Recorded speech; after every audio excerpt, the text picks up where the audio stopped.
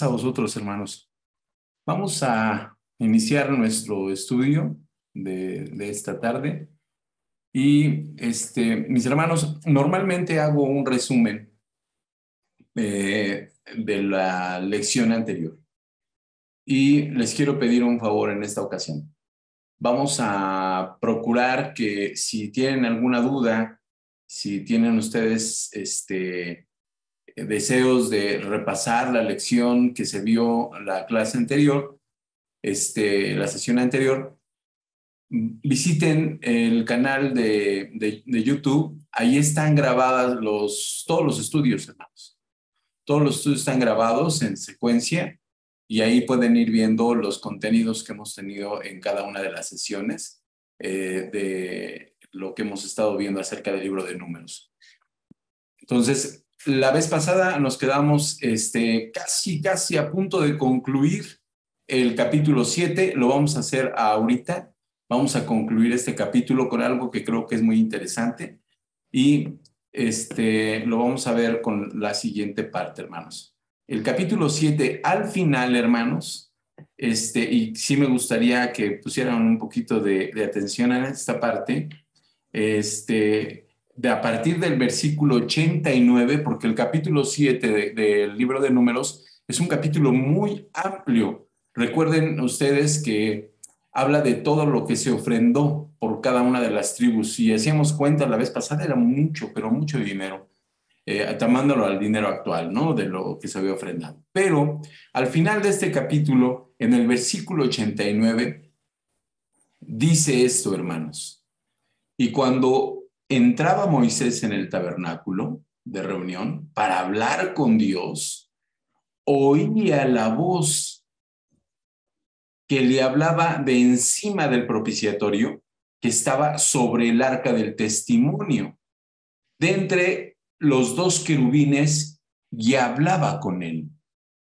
Fíjense, solamente este versículo de todo el capítulo 7 encierra algo muy interesante.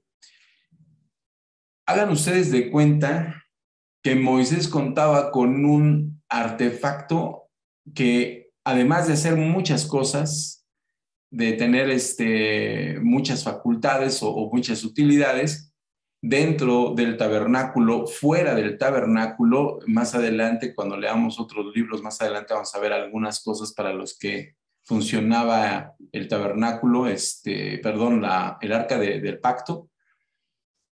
¿En dónde era el propiciatorio, hermanos? ¿Qué parte era el propiciatorio? ¿Dónde habían dos querubines? Arriba. ¿Sí, hermana Sarita? Era la tapa del arca. Era la tapa del arca. ¿Y en dónde se encontraba, hermana Sarita, la tapa del arca, el arca del pacto? ¿En qué parte del tabernáculo? En el lugar santísimo. En el lugar santísimo. Fíjense, había un lugar especial para estar el arca del pacto, y cuando Moisés entraba al tabernáculo de reunión para hablar con Dios, aquí no nos dice, hermanos, que era una vez al año. Aquí no nos dice que era solamente cuando estaba estipulado según la ley entrar. Moisés entraba cuando Dios le pedía que entrara. Y fue el único, fue el único de todos el que hizo esto. Ningún otro lo hizo. Solamente fue Moisés el único que entró cuando Dios le decía que entrara, y hablaba Dios con él. Y era como si tuviera un aparato de comunicación, hermanos. Como si estuviera ahorita aquí, como nosotros hablando, así hablaba Dios con Moisés a través del arca. Era algo maravilloso, hermanos, ¿sí? Maravilloso. Y dice que en medio de los dos querubines se escuchaba la voz de Dios. Ha de haber sido impresionante eso, ¿no?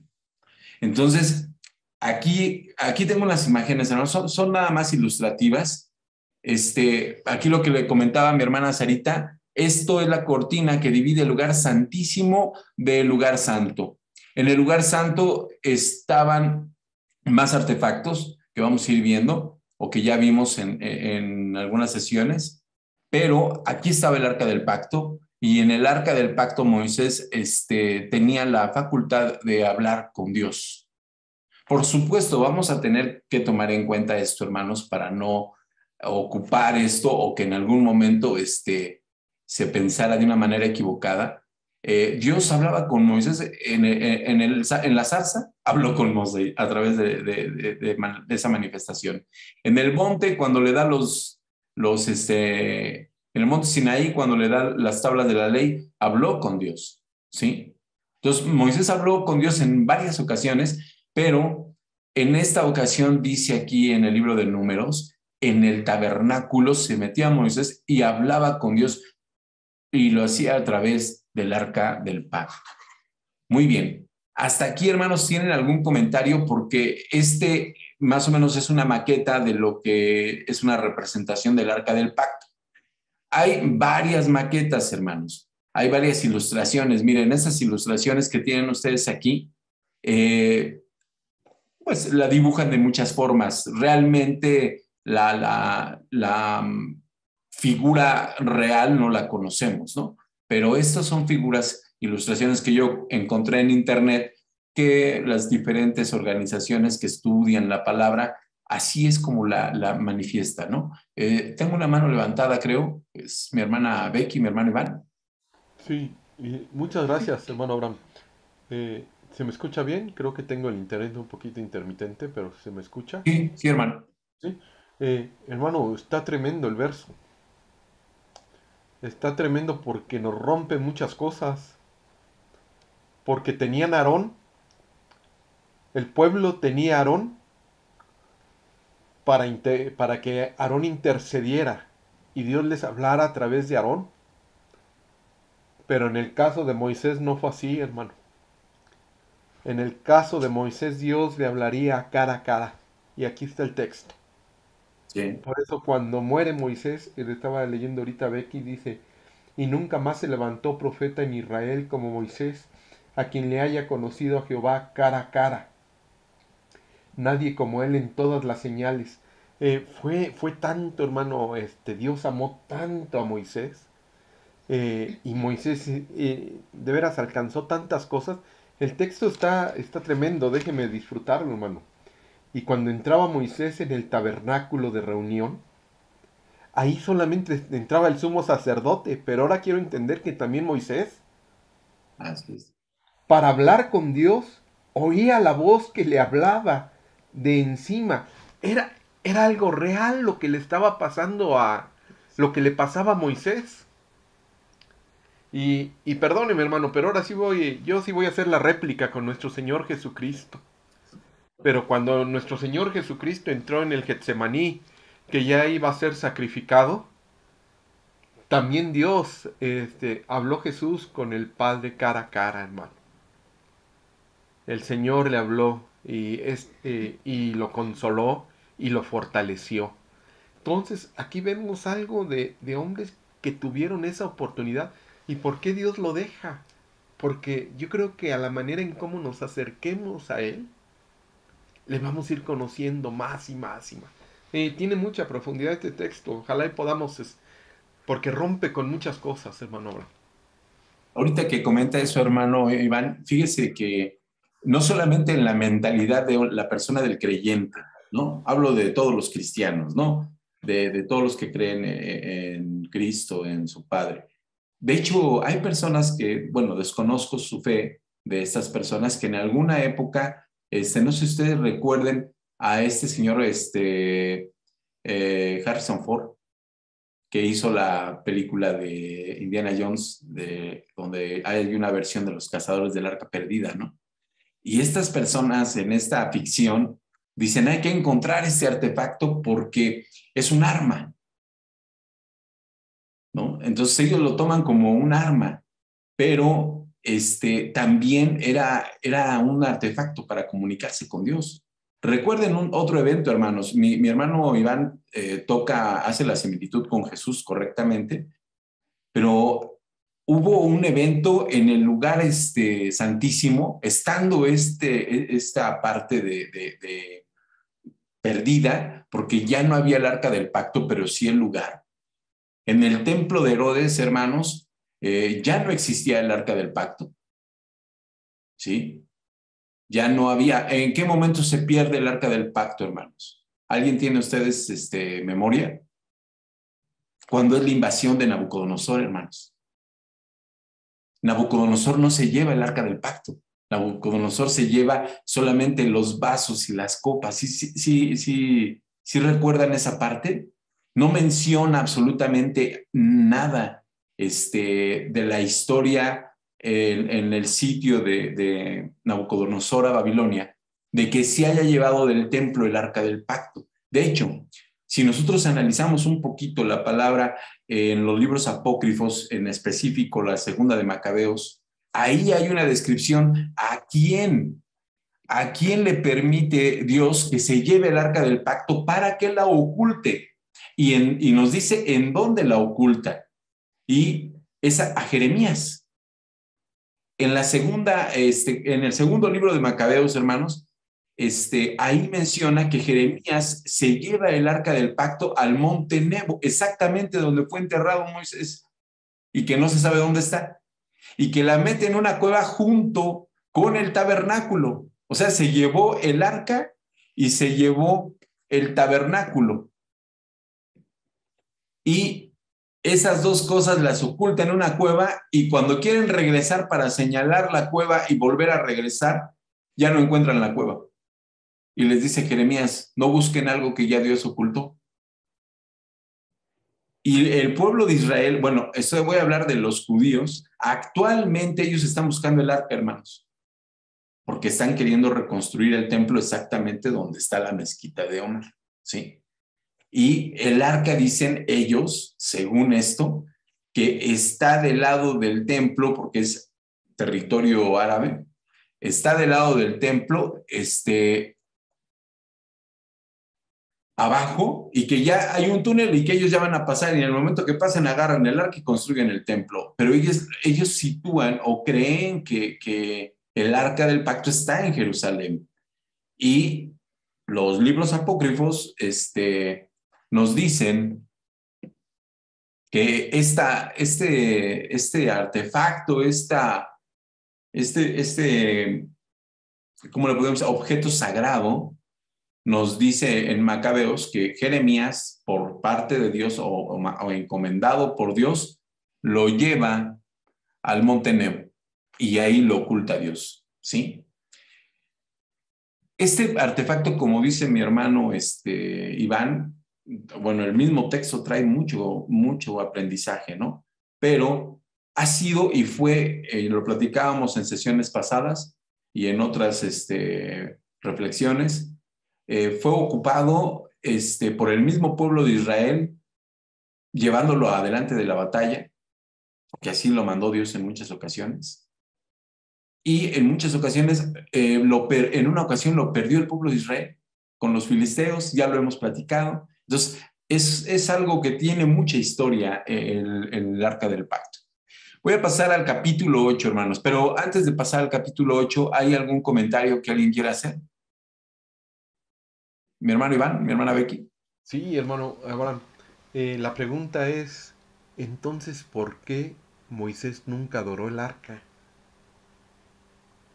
¿Verdad? ¿Verdad? Los humanos tendemos que donde hay una manifestación, nos doblamos, hermano, y adoramos. Fíjese, no estoy hablando de la iglesia de Dios, pero a veces cuando hay una manifestación, el ser humano tiende a hacer ahí una adoración a la parte o al objeto.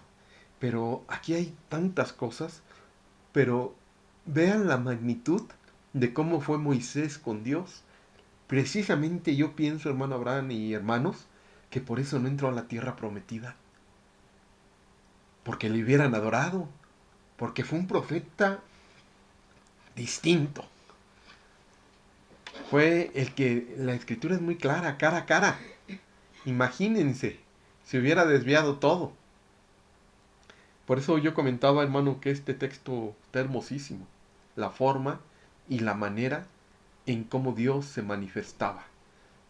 Gracias. Perdón, Abraham, quiero Quiero comentar algo. Según ya encontraron la tumba de Moisés, incluso los judíos la adoran. O sea, hacen filas para poder entrar ahí donde ellos creen que están los huesos, no sé, la tumba de Moisés. Y va muchísima gente a adorarle. Pero pues quién sabe si sean sus huesos. Ellos dicen que son. Tendríamos que hacer un ADN y comprobar que sí es Moisés. Entonces está complicado, hermana Becky, no está sencillo. Ese punto es algo muy, no tiene la certeza, no tienen la certeza, ni siquiera, y se los comento así rápidamente, arqueológicamente tienen la certeza de dónde está el trono de David, ¿sí? Y ellos tienen un trono de David. O sea, hay muchísimas cosas que no empatan. Tengo más manos levantadas, mi hermana Betty. Pasados hermanos. Bueno, respecto a lo que tú comentaste de que está escondido en la cueva el arca, he leído sobre eso y ahí está escondida, pero es un lugar que está desconocido para la gente. Nadie lo va a encontrar hasta que el pueblo judío se vuelva por eso ellos dicen que sí van a encontrar el arca, hasta que todo su pueblo se vuelva a reunir en Jerusalén, el arca la van a encontrar ellos. Y ellos saben que está escondida en el monte Nebo, pero nadie encuentra su lugar hasta que Dios les permite encontrarlo. Es lo que yo he leído, ¿sí? Pudiera ser que no sea muy acertado, pero en varios comentarios yo he leído eso, que sí permanecerá, está ahí, pertenece a un lugar desconocido. Y solamente el pueblo de Israel, cuando se vuelva a reunir, por eso están diciendo que van a hacer otro templo. Y ellos piensan que cuando tengan su templo ya hecho, ellos van a encontrar el arca, porque saben en qué lugar está. O sea, está dentro del monte, pero el lugar exacto no lo saben. Por ese lado. Y por otro lado, Moisés no entró a la tierra prometida, y lo dice la Biblia, por su desobediencia. Moisés no le permitió verla nada más, pero le dijo, no entrarás porque me desobedeciste. Yo es lo que considero, tal vez estoy equivocada. Ese es mi comentario. Gracias. Gracias, Betty. Mi hermano Adán.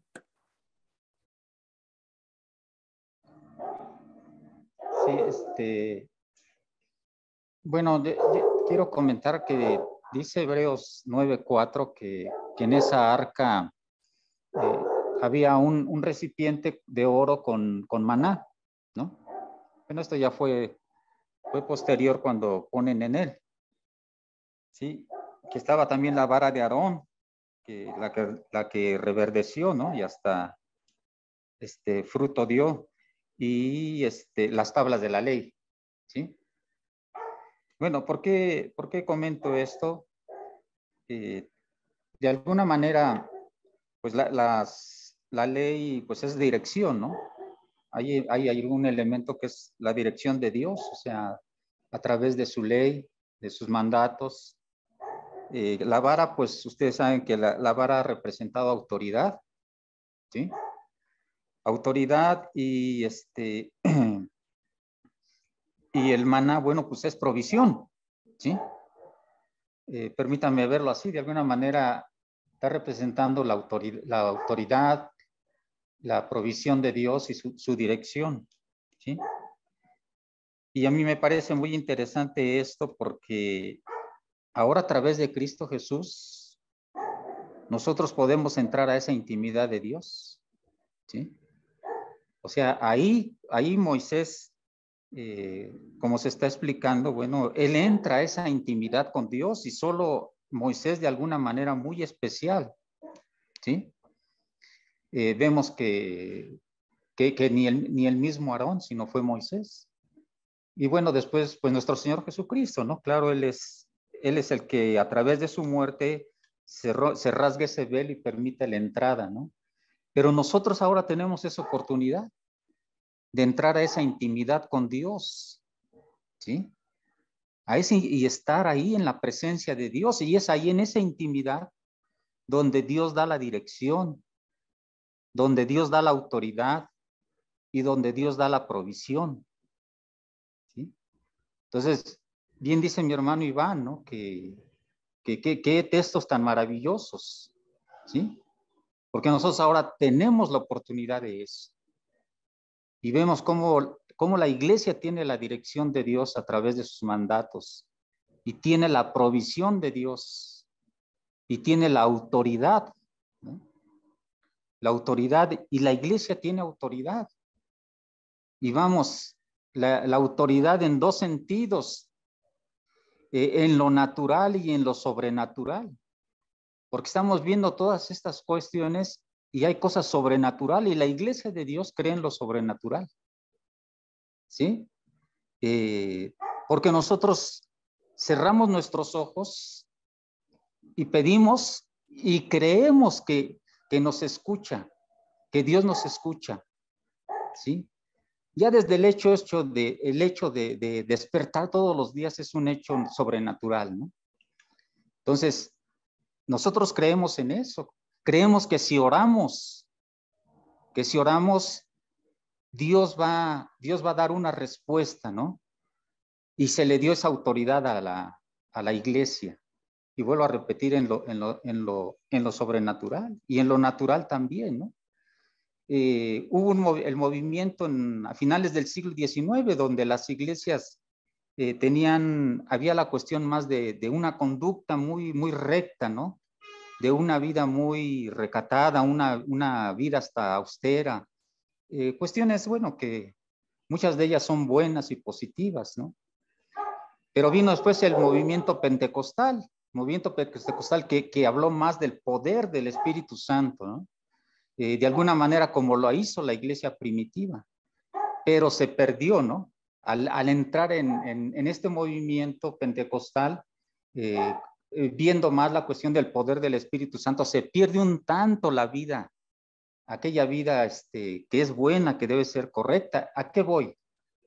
A que la iglesia de Dios tiene esa autoridad en lo natural y en lo sobrenatural, ¿sí? Que el Hijo de Dios, los jóvenes tienen revelación, Dios les da su palabra, revelan, pero el joven también es un excelente estudiante, ¿no? O el padre de familia, ¿no? Que también Dios le da esa autoridad en lo sobrenatural, pero que es también un buen padre de familia, un buen esposo, un buen guía de sus hijos. No sé si me doy a entender, ¿no? O sea, a lo que voy es que qué maravilloso, ¿no? Que nosotros podemos entrar a esa intimidad con Dios y tener todo eso que la iglesia ahora tiene, así como lo tuvo Moisés, ¿no? Que es oportunidad de entrar y hablar con Dios. Y esto, bueno, a través de nuestro Señor Jesucristo, ¿no? Ahora, pues es maravilloso, ¿no? Para la iglesia y vamos, esto, pues lo debemos de valorar, ¿no? De valorar esta bendición que Dios ha dado a la iglesia, ¿no? A su pueblo. Gracias. Muchas gracias, mi hermano Dan. Es un versículo, hermanos, del capítulo 7, que ya lo hemos ahorita experimentado, lo hemos palpado. Tiene mucha tela de donde cortar y es un versículo muy rico que si se analiza a conciencia, todavía podemos hablar mucho más acerca de esto. Voy a pasar al capítulo 8, hermanos. Y aquí en el capítulo 8, hermanos, hay un punto en donde volvemos a tomar en cuenta el tabernáculo. Y ahora no vamos a hablar del lugar santo, vamos a hablar de un artefacto que está en el lugar, del lugar santísimo, sino está en el lugar santo. Y esto es las lámparas. Hermanos, esto que ustedes ven aquí, ¿sí? Está acompañado, este es el incenciario, esta es la mesa del propiciatorio. Este es el candelabro de los 7 brazos. Este candelabro, como ustedes lo ven aquí, esta imagen nos va a ilustrar cómo el sacerdote prendía este candelabro. Y en el capítulo 8, en los primeros versículos, desde el 1 hasta el 4, dice de la siguiente forma: habló Jehová a Moisés diciendo, habla a Aarón y dile, cuando enciendas las lámparas las 7 lámparas alumbrarán hacia adelante del candelero, y Aarón lo hizo así, encendiendo hacia la parte anterior de sus lámparas, como Jehová lo mandó a Moisés. Y esta era la hechura del candelero: de oro labrado a martillo desde su pie hasta sus flores, era labrado a martillo conforme al modelo que Jehová mostró a Moisés. Así hizo el candelero. Este candelero, hermanos, esta ilustración que tenemos aquí es aproximadamente del tamaño real del que fue fabricado. Todo era de oro, pero tenía una peculiaridad, hermanos, o así lo entendí yo. Tenía un frente, y este frente era el que daba hacia la parte donde se movía el sacerdote en el lugar santo, y lo que daba al respaldo o a la pared o a la cortina, ahí era por donde entraba el sacerdote a encender estas lámparas. No las encendía de frente, las encendía por la parte de atrás. ¿Sí? Es lo que yo entiendo en el texto bíblico.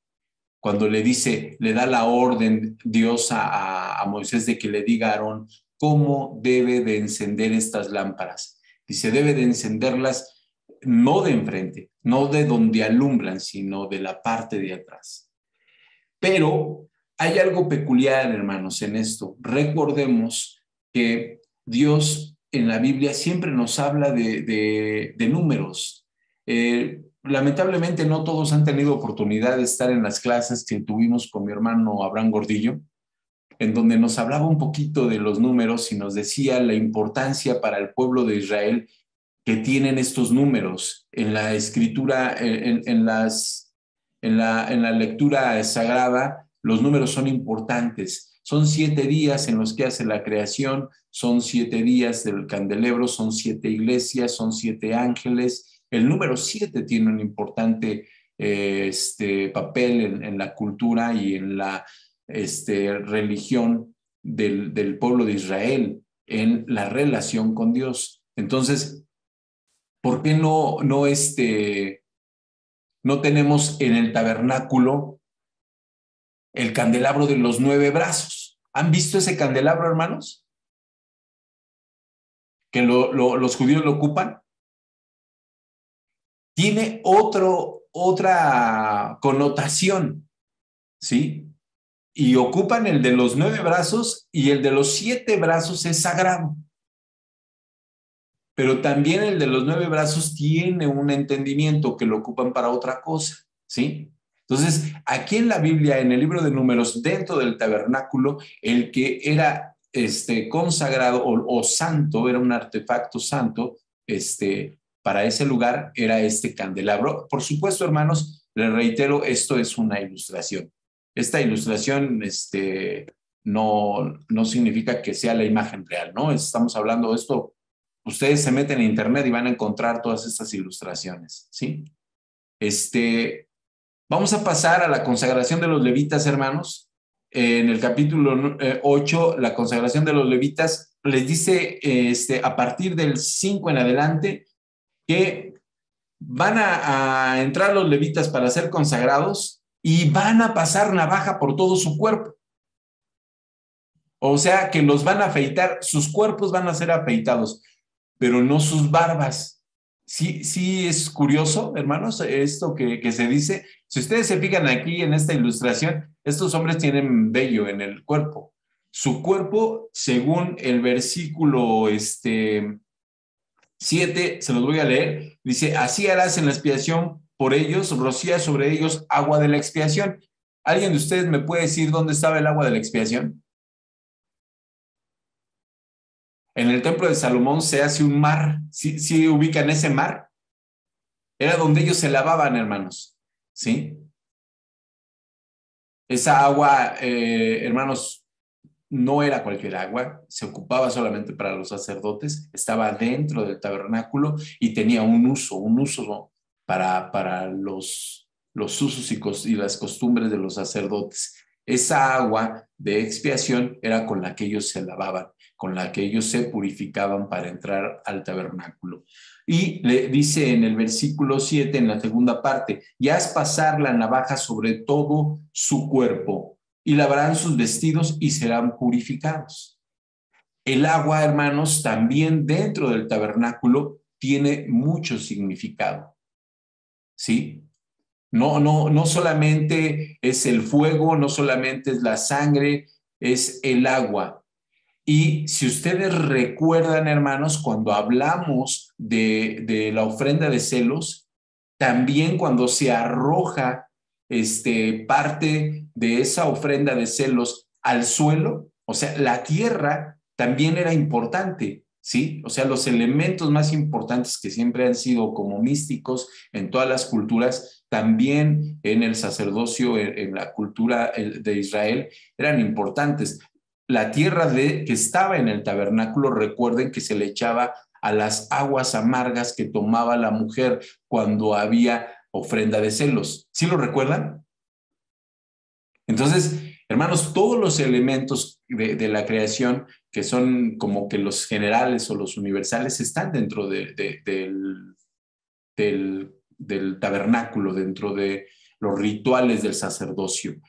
A lo mejor por eso el pueblo de Israel o el pueblo judío es tan lleno de misticismo, de supersticiones, de muchas cosas que están alrededor de ellos. Voy a continuar con esta parte, hermanos. Después de que ellos iban a estar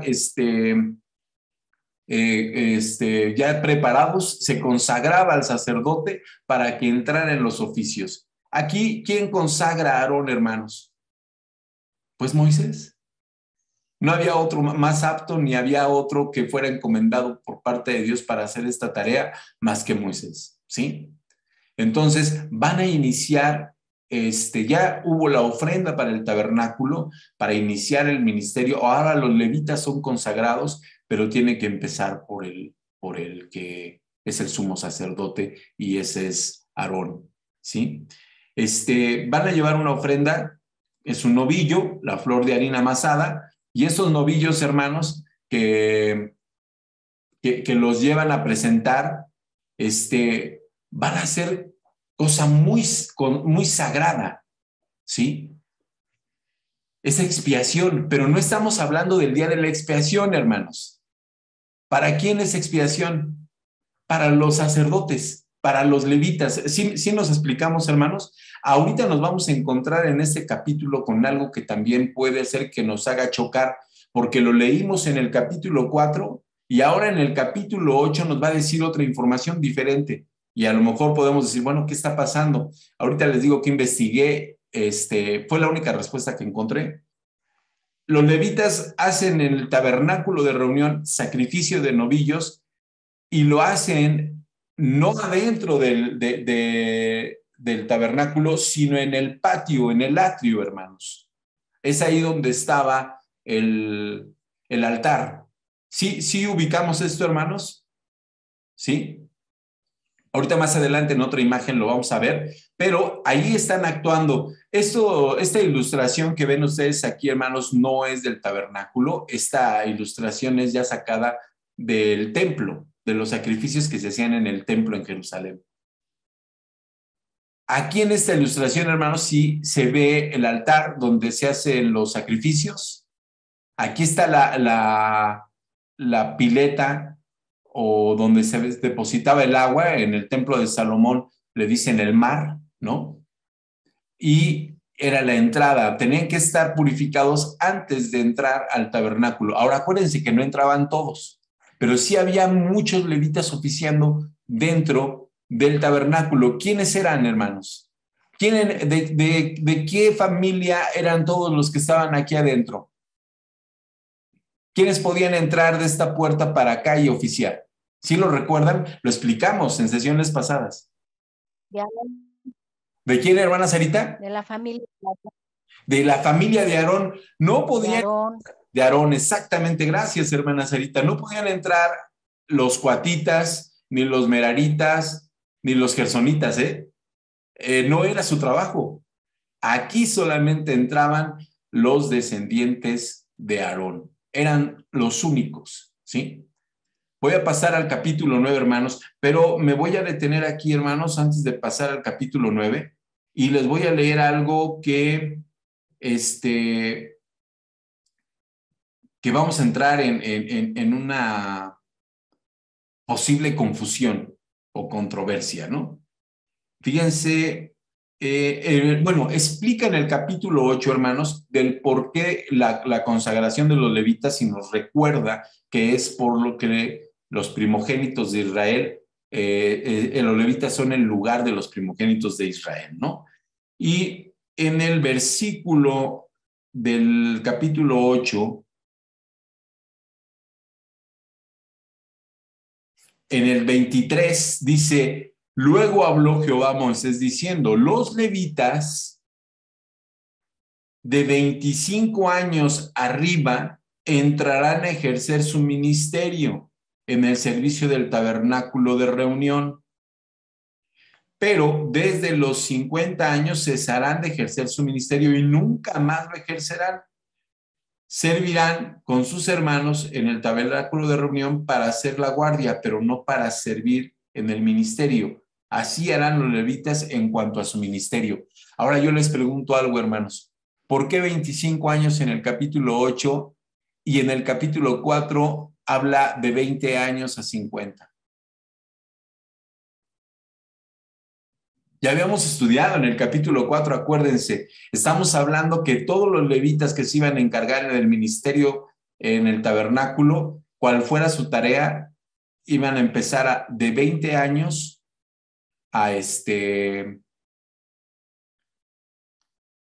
¿cómo se llama? A 50. ¿Por qué aquí de 25? ¿Alguien tiene una razón, hermanos? Y luego, más adelante, nos vamos a encontrar con otra versión o otro criterio. Y esto ya es en la época de Salomón. Hay argumentos, para todo esto hay argumentos. Están, según lo que me explicaron a mí, es que en el capítulo 8 se habla solamente de la familia de Aarón. En el capítulo 4 se habla de los coatitas, de los meraritas y de los gersonitas. Y ellos iban a iniciar su ministerio desde los 20 años hasta los 50 máximo. Pero la familia de Aarón iba a iniciar a los 25 años y concluir a los 50.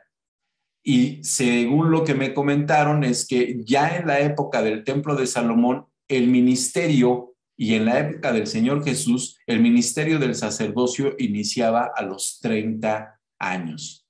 Eso es lo que a mí me comentaron. Mi hermano Iván, mi hermana Becky. Nada más, hermano, en el capítulo 4, verso 3 dice de edad de 30 años arriba hasta 50 años.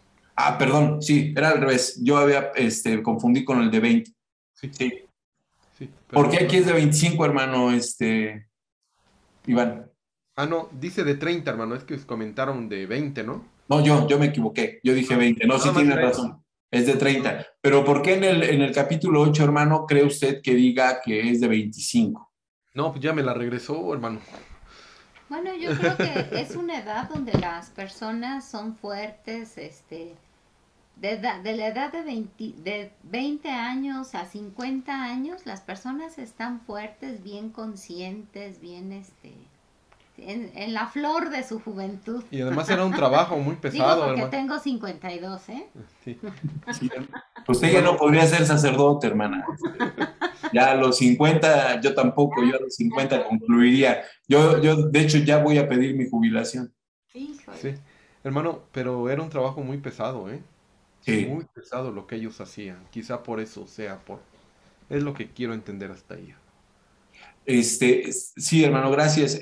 La razón que a mí me comentaron mucho es que tiene que ver con las familias. Que unos tenían unas funciones y otros tenían otras, y por eso cambiaban las edades. Y a lo mejor suena muy lógico lo que dice mi hermana Becky. A lo mejor el hecho de tomar a alguien mucho más joven dentro del tabernáculo. Hermanos, un novillo ¿Cuánto pesa? Una vaca, ¿cuánto pesa, hermanos? Si está bien comida, hermanos, ¿qué les gusta? ¿350, 400 kilos? Estamos hablando de gente, como comenta mi hermano Iván, de gente que hacía trabajos muy, muy pesados adentro del tabernáculo, ¿sí? Entonces, no era sencillo.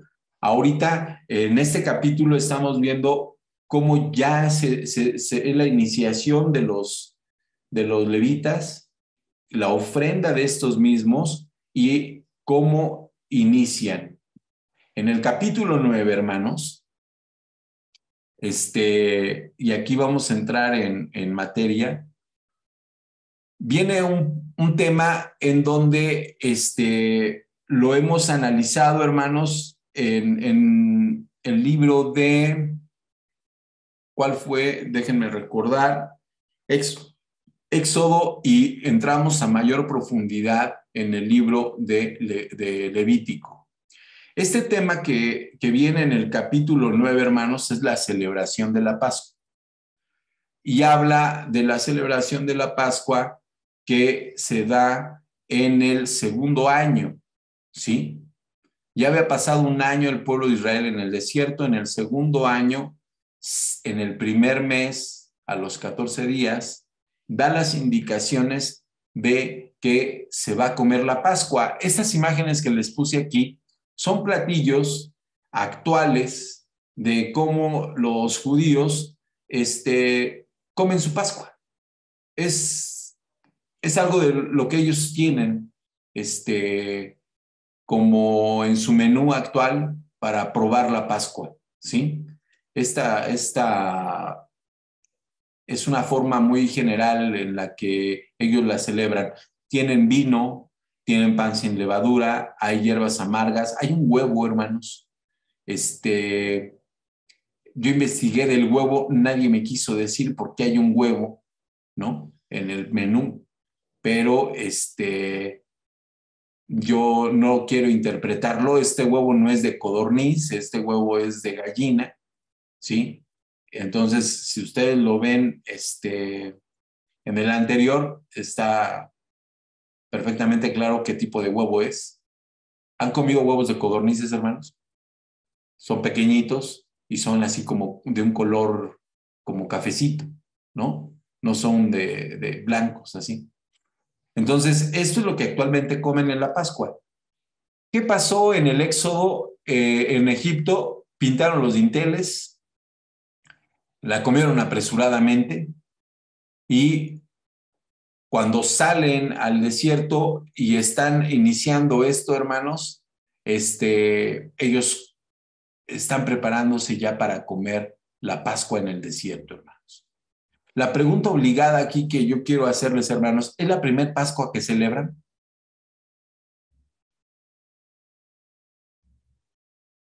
A ver, fíjense. El hermano Iván tiene su micrófono cerrado. Es la segunda, ¿no, Abraham? Porque en Egipto celebraron la primera. Muchas gracias, hermana Conchita. Muchísimas gracias. Es la segunda Pascua. Ya está empezando, aunque dice el segundo año, nuestro hermano Adán nos corregía al principio cuando estábamos empezando a estudiar números, aunque dice en el segundo año, eso no significa que ya acabó el segundo año y va a empezar el tercero, sino está hablando del segundo año, los eventos que van a ocurrir en el segundo año. Entonces, en el segundo año, donde ya está en el desierto, la primer Pascua que se celebra es exactamente en el desierto del Sinaí, ¿sí? Esta Pascua se va a celebrar conforme a sus ritos. Hay algo muy peculiar, hermanos. Me salté ya una página. Hay algo muy, muy peculiar. Y esto, hermanos, es que aquellos que tuvieron contacto, y perdón que no lea todo el capítulo, pero quiero ir avanzando más rápido. Si ustedes me quieren creer y ir con su vista leyendo el capítulo, en este capítulo más adelante hay un evento en donde dice que todo aquel que tiene contacto con muerto no puede celebrar esta Pascua, ¿sí? Entonces, esas personas no se quedan conformes con no celebrarlas, hermano. O sea, dicen, no, pues espérame, a ver, ¿por qué no hemos de celebrar la Pascua a nuestro Dios? O sea, no es un celo o no es una molestia así como de que me estás excluyendo o no me estás permitiendo participar. No, ¿por qué no se nos permite? Es así como un celo sano en decir, bueno, queremos hacer la Pascua a nuestro Dios, ¿no? Hacer esta ofrenda, esta fiesta a nuestro Dios. Y les dice, déjenme lo consulto. Fíjense, Moisés todavía dice, espérenme tantito, ahorita lo consulto. Y ya sabemos a dónde iba Moisés, ¿sí? ¿A dónde iba, hermanos? Ya estando el tabernáculo, pues al lugar santísimo, ¿no? Donde estaba el arca del pacto. Entonces le pregunta a Dios y le dice, le contesta a Dios, dice, bueno, muy bien, van a hacerlo en el segundo mes, a los 14 días, o sea, un mes después lo van a hacer. Todo aquel que estuvo contaminado y no pudo celebrar la Pascua el 14 de Nisan, bueno, al siguiente mes, en el día 14, también lo van a celebrar. Dice en el capítulo 12, en el 11, vamos a leer, dice, en el mes segundo, a los 14 días del mes, entre las 2 tardes, la celebrarán con los panes sin levadura, hierbas amargas, no dejarán el animal sacrificado para la mañana, ni quedarán huesos de él, conforme a los ritos y la Pascua se celebrarán, ¿sí? Y habla de esto, del contacto que se tiene con los animales, pero hay algo muy peculiar, hermanos, y aquí hay una sentencia por parte de nuestro Dios, ¿sí? En el capítulo 14, si morare con vosotros un extranjero, celebrará la Pascua, conforme al rito de la Pascua, conforme a las leyes de la Pascua. El extranjero como el natural. O sea, no se debería de excluir al extranjero, tenía que ser incluido. Pero también dice, aquel que no celebre la Pascua, porque tuvo contacto con muerto y al mes no la celebra, o anduviere de viaje, y en el mes segundo no la celebrare, ese va a morir. Esto, hermanos, es, para mi punto de vista, hermanos, es algo muy fuerte. Es una sentencia muy fuerte. Fíjense, van y dicen, ¿por qué no podemos celebrar esta fiesta con nuestro Dios? Moisés dice, permítanme tantito, lo consulto. Y Dios les dice al segundo mes, o sea, un mes después, en el segundo mes, en el día 14, pero aquellos que no lo hagan y lo puedan hacer, ellos son dignos de muerte. Qué sentencia tan fuerte, hermanos, ¿no? No se había dado, Se da hasta que ellos preguntan y dicen, ¿por qué no podemos nosotros después hacerlo? Y se les contesta, pero hay una sentencia. Entonces, esto que vemos aquí, hermanos, es mucho del orden que Dios pide en las cosas. Mucho de tomar muy en serio las cosas de nuestro Dios, no a la ligera. Me voy a detener aquí, hermanos, con el tema de la Pascua, porque les comentaba, en el estudio de Levítico, en el estudio de Éxodo, lo hablamos ampliamente. Entonces, si alguno de ustedes tiene algún comentario que hacer con respecto a lo que leímos, pues ahorita es el momento para que podamos hablar acerca del punto. Voy a pasar en el mismo capítulo al siguiente punto. Fíjense, dice, el día del tabernáculo fue erigido, la nube cubrió el tabernáculo sobre la tienda del testimonio, y a la tarde había sobre el tabernáculo como una apariencia de fuego. Mi hermano Adán, tienes tu mano levantada. Sí, bueno, comentar que cronológicamente el capítulo 9 es lo primero que Dios el Señor menciona a Moisés, porque dice ahí el verso 1 del capítulo 9, en el primer mes del segundo año de su salida, o sea, está hablando del primer mes, y el capítulo 1:1 dice que el primer día del segundo mes del segundo año. O sea que aquí está hablando un mes antes, o sea, cronológicamente, el capítulo 9, del capítulo 9 hasta el capítulo 10, verso 11, si no mal recuerdo, cronológicamente es lo que primero va de lo que es el libro de Números, ¿sí? Entonces, esto sería lo primero, cronológicamente, que el Señor habló, ¿sí? Con respecto al libro de Números. Y bueno, otra cosa nomás comentar, si ustedes ven la expresión es igual como empieza el libro, el Señor habla a Moisés en el desierto, ¿sí? Y así empieza el capítulo 1:1, ¿sí? Y bueno, ya habíamos visto que el libro en hebreo se llama Bamidbar, ¿no? Que es en el desierto. Y ya el hermano Abraham nos decía que es la quinta palabra. De hecho, para nosotros sería la séptima, o en el caso de 1:1 sería la octava palabra. Y por último, comentar que esto ¿por qué sucede? Porque desierto es midbar, y la sola letra o la sílaba ba es en él, ¿sí? Entonces, por eso es Bamidbar, en el desierto. Bueno, aquí no es cuestión de saber hebreo, sino cuestión de números, ¿no? Por eso de contar las palabras. El comentario es en el sentido, recordando una explicación que nos daba el ministro Edmundo Arteaga. Él nos decía que el idioma hebreo tiene una fonética muy especial, ¿sí? Una fonética muy especial que permite que el idioma vaya muy ligado. Y él nos comentaba, por ejemplo, dice Isaías 28:11, dice que en lengua de tartamudos y en lengua extraña hablarán a este pueblo, ¿sí? Entonces, todos los idiomas y algunos más que otros, ya para los que conocen cuestión de fonética, se oye muy cortado, ¿sí? Si ustedes ponen atención a muchos idiomas, se oye muy cortado. Y el idioma hebreo, la forma en que está estructurada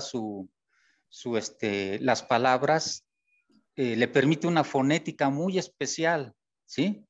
Muy especial. Entonces, si ustedes recuerdan, por ejemplo, ya veíamos que el libro de Levítico es Baikra y llamó, ¿sí? Y este es Bamidbar.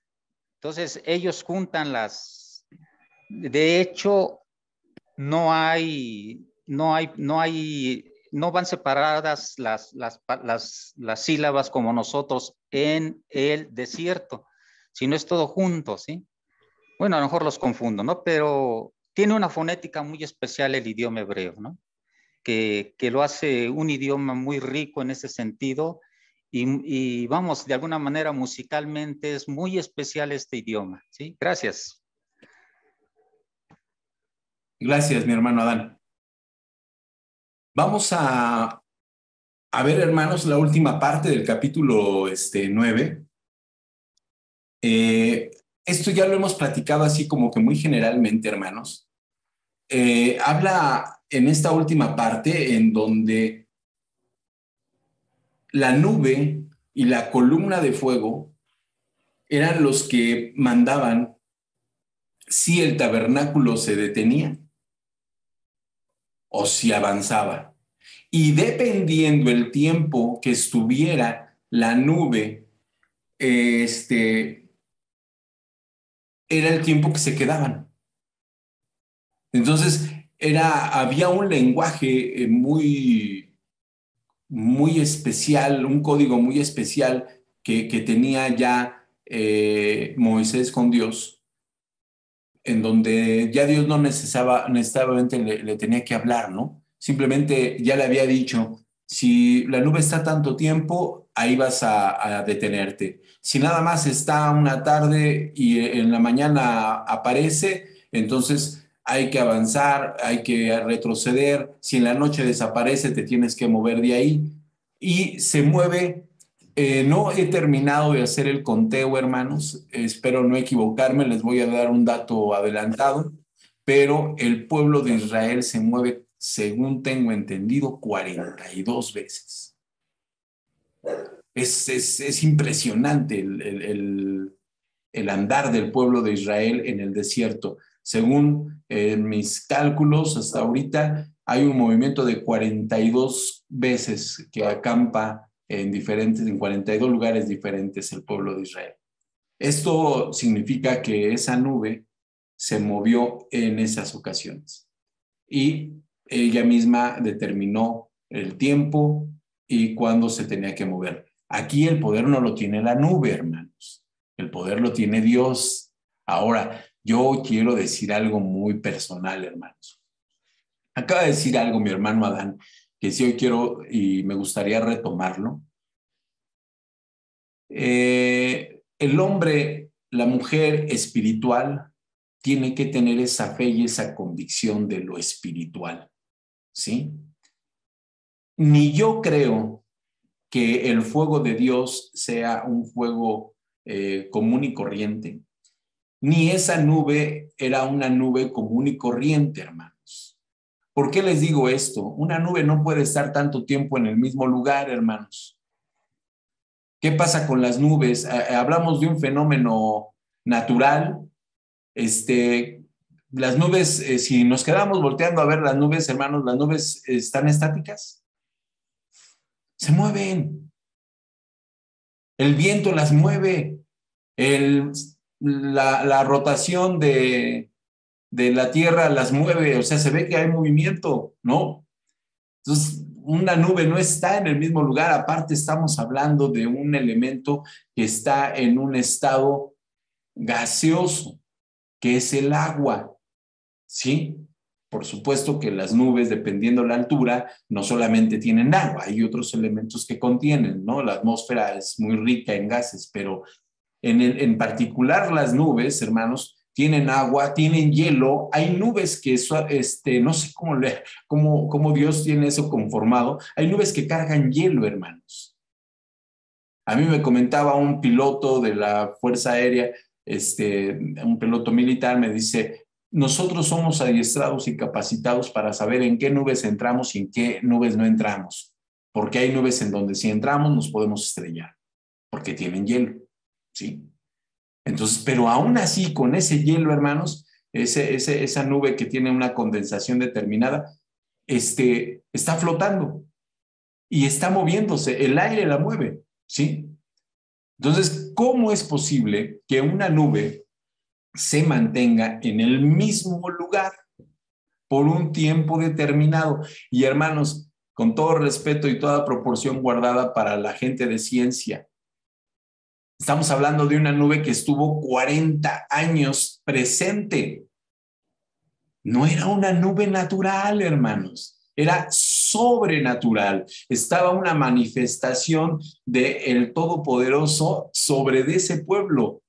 Ahora yo le pregunto a ustedes, hermanos, ¿el pueblo de Israel eran los únicos que veían esa nube que les daba sombra, que se manifestaba en el tabernáculo y que mandaba un mensaje a Moisés y al pueblo de Israel?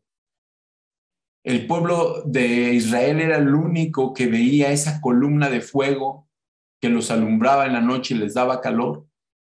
¿O ustedes se imaginan pasando una, ¿cómo se llaman estas caravanas de personas madianitas o los comerciantes que andan en el desierto en aquella época, pasaban lejos del pueblo de Israel? ¿Ustedes creen que no lo veían? Ustedes no se imaginan, ya hablamos de la dimensión del espacio territorial que ocupaba el pueblo de Israel estando en el desierto. Imagínense el tamaño de la nube, el tamaño de esa columna. Hermanos, no es una ilustración como esto, no es como esto, en serio. Yo creo que, y perdón, ese es a lo mejor mi mente es muy corta y no por eso significa que las de ustedes también, pero yo creo que no nos lo podemos imaginar Perdónenme que se los diga así, hermanos.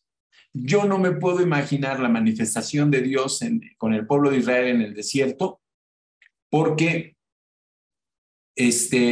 hay muchas cosas, hermanos, que vamos a ver más adelante y que nos vamos a ir dando cuenta de lo poderoso que es el Dios de Israel. Lo todopoderoso. Y ese mensaje no solamente se lo dio a su pueblo, sino se lo dio a las naciones a las que iba a conquistar. Les pongo un ejemplo. Rahab. Cuando llegaron los espías con Rahab, ¿qué les contestaron? ¿Qué les dijo Rahab a los espías?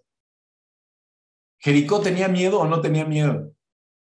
Estaban temblando de miedo, hermanos. Jericó ya habían perdido antes de que se cayeran los muros, porque no solamente vieron al pueblo, sino vieron a su Dios. Dijeron, es impresionante lo que estamos viendo, los está acompañando su Dios y no es igual a nuestros dioses, no tiene nada que ver con nuestros dioses. Dice, le ganaron a Egipto, los sacó, los liberó de Egipto. Entonces, hermanos, todo esto que está sucediendo, toda esta manifestación nos va a llevar a entender qué estaba haciendo Dios en el desierto con el pueblo de Israel. Vamos a pasar, si no tienen algún otro comentario, hermanos, vamos a pasar al capítulo 10. Antes de que me gustaría concluir con este capítulo, a ver si me es posible. Voy a comentarles algo breve acerca de los primeros versículos. El pueblo de Israel vuelve a tener, Moisés tiene orden acerca de cómo comunicarse con el pueblo. ¿Sí recuerdan, hermanos, lo que les comentaba al principio de la extensión de territorio que ocupaba? Sí se ubican. Estamos hablando de 12,000 hectáreas, hermanos, mínimo. Estamos hablando de más de 2 millones de personas, de seres vivos, más de 2 millones, ¿sí? Y eso me estaba yo viendo muy conservador, porque yo les dije 2,400,000, hablando de matrimonios con 2 hijos, matrimonios arriba de 20 años, un hombre y una mujer, y con 2 niños, pero no era así. Había, yo creo, mucho más de 2 millones. Entonces, imagínense cómo se pueden estar hablando a 2 millones, mandándole mensaje a 2 millones de personas. ¿Con gritos, hermanos? Oye, ya nos vamos, oye esto. No, hermanos, ellos tenían que estar observando muchas cosas. Y una de ellas era también el sonido. Y Dios le dice a Moisés, vas a hacer 2 trompetas. En el capítulo 10 dice, Jehová habló a Moisés diciendo, hazte 2 trompetas de plata, no una trompeta cualquiera, trompetas de plata, de obra de martillo las harás, las cuales te servirán para convocar la congregación y para hacer mover los campamentos. Y cuando las tocares, toda la congregación se reunirá ante ti a la puerta del tabernáculo de reunión, mas cuando tocares solo una, fíjense, tenían que identificar si era el sonido de una o de 2, ¿sí? Si tocares solo una, entonces se congregarán a ti los príncipes. O sea, yo como pueblo, yo como líder, tenía que saber identificar cuando se estaban tocando 2 trompetas o cuando se estaba tocando una. Porque si se estaba sonando una sola trompeta, hermanos, ¿qué significaba para mí como líder? Que yo tenía que ir ante la presencia de Moisés. Me estaban convocando. Pero cuando no era así, era a todo el pueblo. Era un mensaje que era para toda la congregación. Dice después, cuando tocares alarma, fíjense, van a tocarse alarmas, ¿sí? Entonces moverán los campamentos de los que están acampándose al oriente. Hermanos, voy a pasarles aquí la próxima diapositiva. ¿Dónde está el oriente, hermanos? Aquí está especificado de varias formas. Este es el oriente. El oeste es el occidente. ¿A dónde se pone el sol? En el oeste. ¿no? ¿En dónde sale el sol? En el oriente. Y aquí nos dice que los que se van a mover, ¿quiénes son cuando haya una alarma? Los que están al oriente. ¿Saben quiénes eran, hermanos? Era Judá. Judá era el que estaba al oriente. Aquí están empezando a desarmar todo, porque tienen que moverse, hermanos. Voy a pasarles de nuevo estas imágenes para que las vean. Fíjense. A ver, vamos a hacer una evaluación rápida. ¿Quiénes armaban y desarmaban el tabernáculo, hermanos? Ya sacaron todo, Acuérdense que ya el arca, el candelabro, la mesa del propiciatorio, el incenciario, ya no están adentro. ¿Quiénes están trabajando aquí?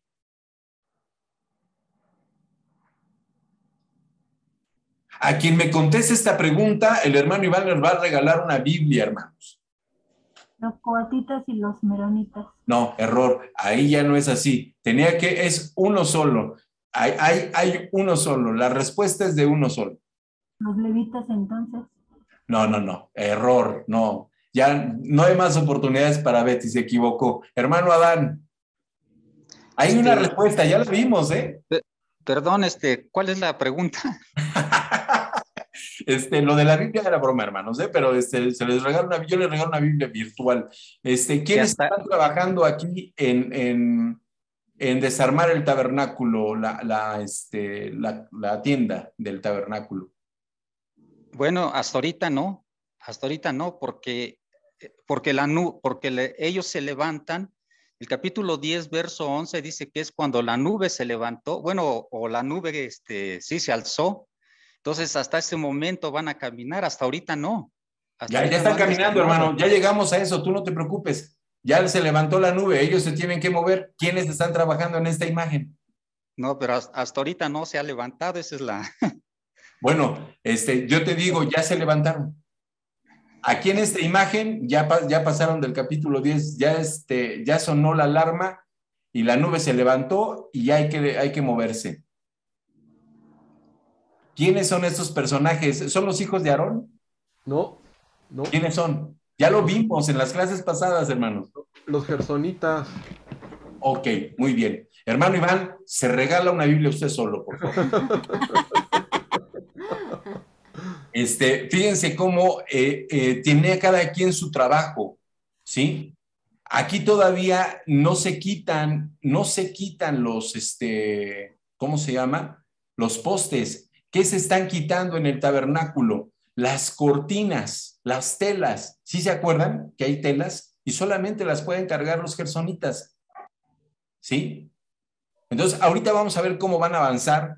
Yo, perdón, mi hermano Adán, estoy avanzando más rápido, no me estoy yendo ahorita versículo por versículo, tienes razón, al versículo donde nos quedamos no se han levantado, pero vamos a estar avanzando más rápido y por eso te decía, ya se están yendo, ya se están caminando, la nube se está moviendo, entonces vamos a entrar ahorita a avanzar más rápido en esto. Ya la congregación se tiene que mover, pero hay una alerta, hermanos, para poderse mover. Los primeros que se mueven a defender, ¿quiénes son, hermanos? Aquí están así están en el campamento. Recuerden esta parte, ya no hay números, ¿sí? Estamos hablando de que los hijos de Israel estaban acampados de esta forma. Al oriente, Judá, la bandera de Judá con Judá, Isachar y Zabulón. Al occidente estaba Efraín con Manasés y Benjamín. Al norte está Dan, Aser y Neftalí. Y al sur está Rubén, Simeón y Gad. Y en el centro están los meraritas, los gersonitas, los coatitas, que son los levitas. Y aquí está Aarón y Moisés, ¿sí? Ahora, ¿quiénes están del lado de la salida, donde sale el sol, que es el este o el oriente, conocido como este o oriente, está Judá? Y cuando dice que suena esta trompeta, ¿sí? El que se tiene que mover primero es Judá.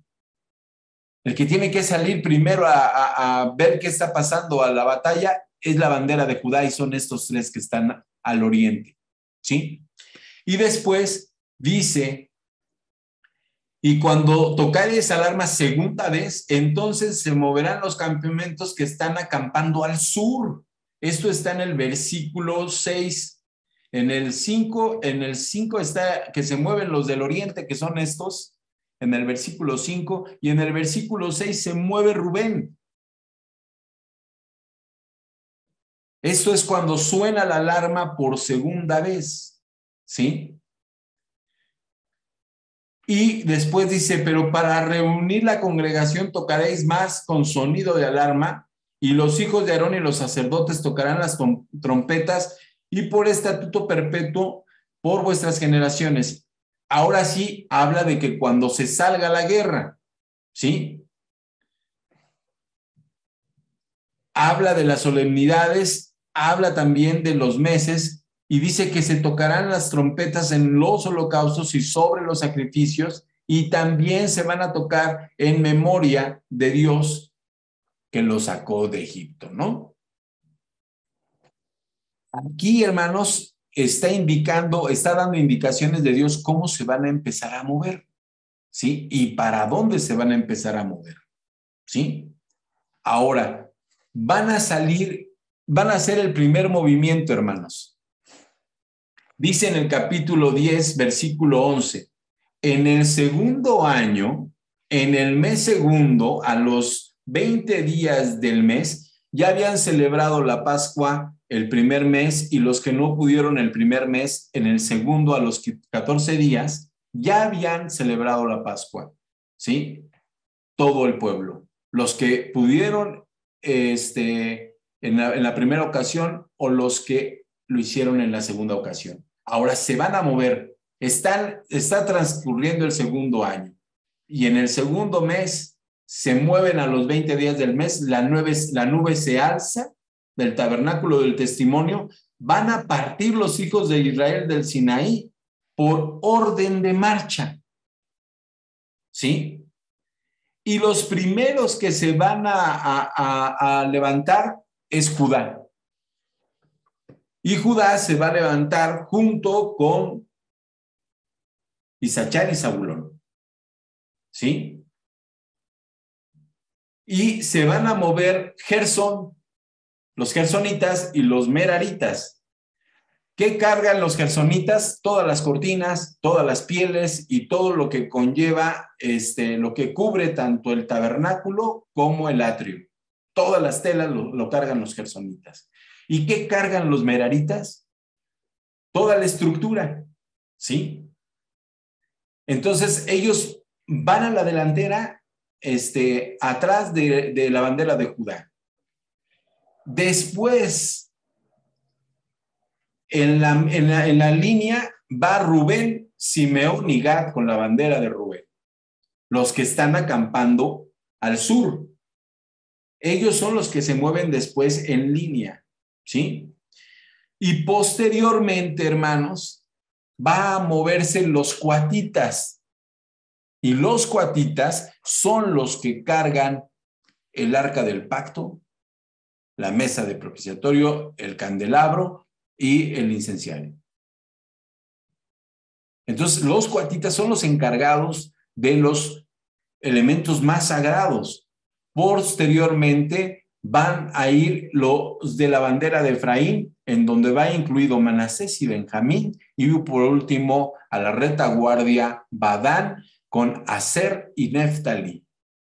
Esto, hermanos, es en el orden en el que está establecido que salgan, ¿sí?, por sus campamentos y sus batallones cuando se levanten y se mueva el arca.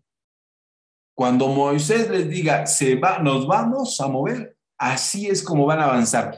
Ahora se los voy a poner en línea recta. Fíjense. En línea recta va primero Judá, vamos de su derecha a la izquierda, lo vamos a ver. Primero va Judá, Isachar, Zabulón, van los gersonitas, los meraritas, Rubén, Simeón y Gad, van los coatitas cargando el arca del pacto con los demás utensilios sagrados, Efraín, Manasés y Benjamín, y por último en la retaguardia la bandera de Dan con Aser y Neftalí al final. Esta, hermanos, es la forma en la que ellos avanzaban. De esta manera caminaba el pueblo de Israel. Hermanos, perdón que me vaya muy rápido. Creo que confundí a mi hermano Adán porque llevaba yo una mecánica de ir leyendo prácticamente todo el capítulo y ahorita ya los confundí un poco, pero sí me gustaría avanzar un poco más rápido, no porque no sean importantes todos los versículos, pero hermanos, es muy, muy extenso el libro de Números y vamos a la tercera parte del libro o un poquito menos. Entonces, sí tengo la necesidad de avanzar porque se nos va a acabar el año, hermanos, y no vamos a terminar. Y yo ya tengo encima a todos los expositores porque pues también nos falta, hermanos, Deuteronomio. Y después de Deuteronomio, nos faltan todos los demás libros. Vamos a ver, creo que ni siquiera el Pentateuco en todo el año, hermanos. Entonces, por mi parte, hermanos, es lo que tengo hoy para ustedes en esta parte del libro de los Números. Discúlpenme por a lo mejor atropellé un poco la misma dinámica que llevaba.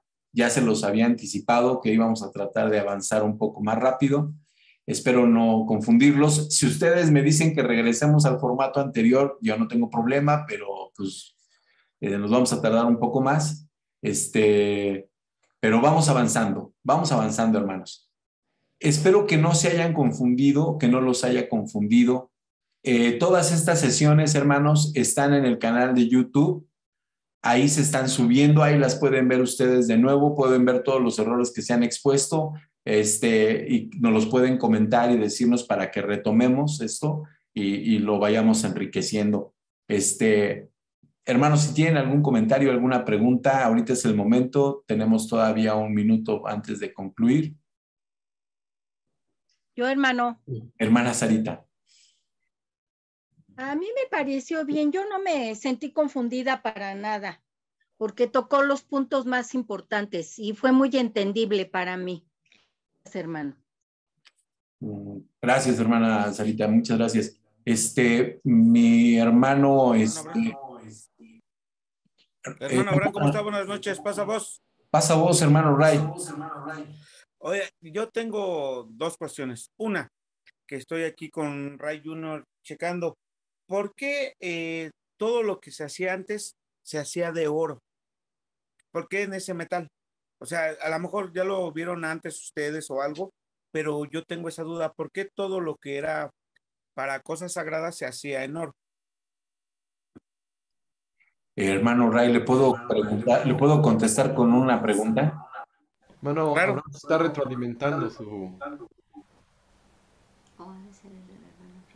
Alguien está retroalimentando por ahí. Ah, es el hermano Ray que tiene su pantalla, dos dispositivos conectados. Entonces, por eso hay una repetición, hermano. Hermano Ray, le voy a contestar, voy a cerrar tantito el micrófono, ¿sí? Permítame.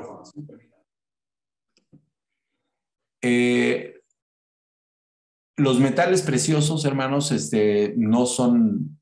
El oro no está considerado como un metal precioso desde hace poco tiempo. Desde la antigüedad es uno de los metales más preciados, ¿no? Y con mayor valor.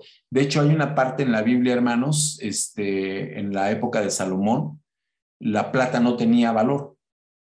Era, bueno, no es de que no tuviera valor, sino de que no era tan valiosa o tan importante, era más importante el oro, porque eso significaba riqueza o poder.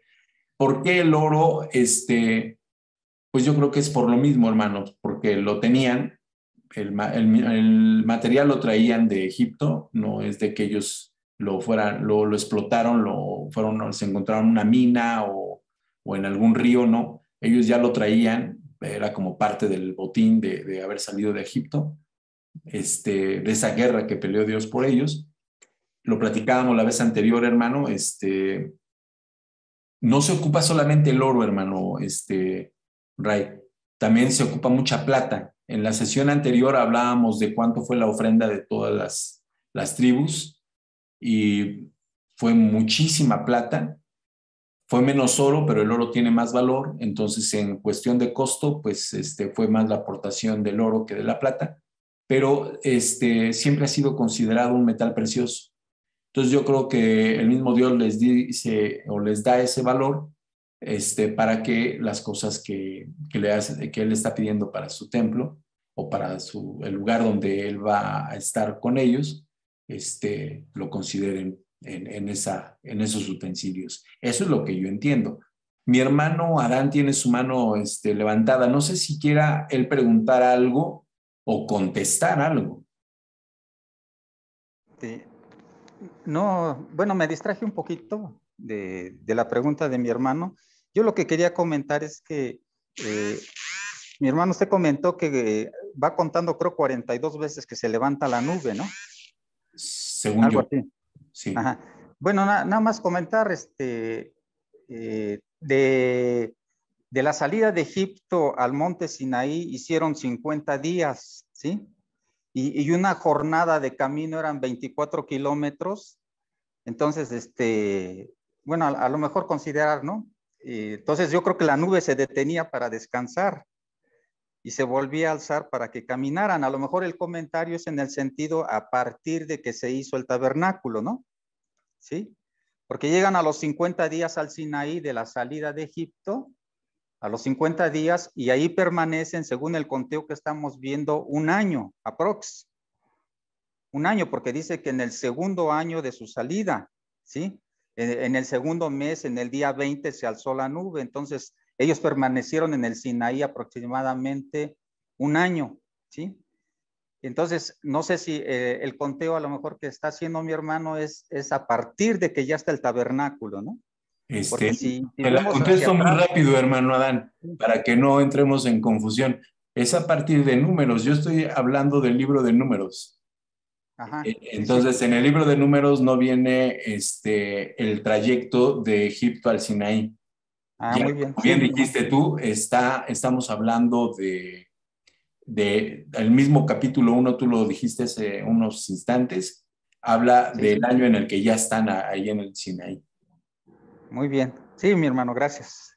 No, a ti, mi hermano. Mi hermana Betty. Bueno, dos cosas. La primera, yo creo que vamos bien. Aparte, pues hay cosas muy interesantes que yo aprendí hoy que no las había yo visto. Y dos, cuando estuve estudiando lo del tabernáculo, el oro significa, bueno, lo que a mí me enseñaron, significa pureza y santidad. Es lo que a mí me enseñaron. Tal vez no es correcto, no lo sé, lo voy a ver. Y la alpaca es lo que sobra de la plata. O sea que son metales que eran valiosos porque Dios siempre ha utilizado lo más preciado para hacer pues sus estructuras que él hizo, ¿no? Como el templo de Salomón, fue una obra grandiosa. No utilizó cualquier cosa, sino lo más preciado. Y ahí lo que nos comentaron, que utiliza eso, Dios lo más preciado, porque lo compara con el ser humano, que nosotros somos seres muy preciados para él, o en representación de las cosas como él presenta tanto el tabernáculo como el templo de Salomón. O sea, lo que a mí me enseñaron, es mi comentario. Gracias, Betty. Dios te bendiga. Hermano Iván, hermana Becky. Sí, yo te agradezco mucho, Abraham, por tu grande enseñanza. De verdad que me gusta muchísimo cómo explicas. Me gusta mucho cómo explicas. Eres un excelente maestro. Dios te bendiga. Gracias, hermana Becky. Ojalá y mis alumnos, cuando les voy a dar clases, digan lo mismo que usted. Voy a cederle el micrófono al hermano Iván, hermanos. Los invitamos, les reitero de nuevo la invitación, si quieren retomar no solamente bueno, antes de pasar a esto, hermano Ray, más o menos le quedó contestada la pregunta que hizo. Yo sé que no es una respuesta contundente, pero fue lo mejor que le puedo contestar. Mi hermana Betty enriqueció un poco la respuesta, pero no sé si le quedó claro a usted y a su hijo. Sí, ya nos quedó un poquito más claro, hermano. Muchas gracias. Y comparto la opinión de la hermana Becky. Gracias por la enseñanza. Hermano Abraham, disculpe que lo interrumpa. Hasta el día de hoy, la riqueza de los países también se mide por los metales preciosos. El valor de la moneda también se refiere al oro que tiene cada país y cómo lo tiene. Entonces, en aquellos tiempos la riqueza también se medía por el oro que los países tenían. Entonces, yo creo que de ahí viene el valor que ustedes están diciendo y por qué Dios le pide al pueblo, tienes que dar de lo mejor. Y se nos fue el internet. ¿Sí me escuchan, hermano? Sí, hermano, sí. Le decía Becky, se nos fue el internet. Pero No, lo escuchamos todo el comentario. de ahí viene todo, hermanos, porque a la fecha el valor de un país también depende, independientemente del petróleo, del oro que tienen, de los valores de los metales preciosos. Gracias. Muchas gracias a todos ustedes por su participación y también muchas gracias a Dios porque nos permite estar colaborando en esto. Y primeramente Dios, hermanos, si nos presta vida, nos vemos el próximo miércoles. Voy a tratar de darle el seguimiento como esta ocasión, tratar de detenerme solamente en las partes más relevantes e importantes de los capítulos para avanzar más rápido. Hermanos, le cedo el micrófono a mi hermano Iván. Dios les bendiga y gracias por todo.